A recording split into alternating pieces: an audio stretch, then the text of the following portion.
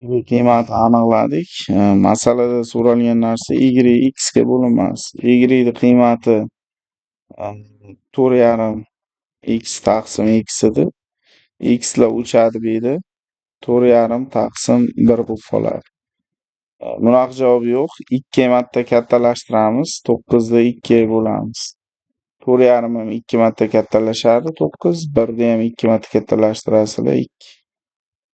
9 taqsim 2 bu A javobda turibdi. 5-ish mana shu.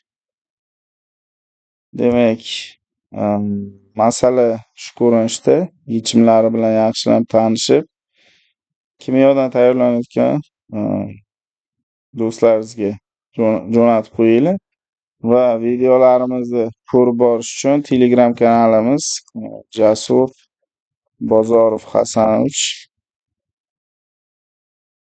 kanaliga obuna bo'lib qo'yinglar. Bizlarni kuzatishda davom etinglar.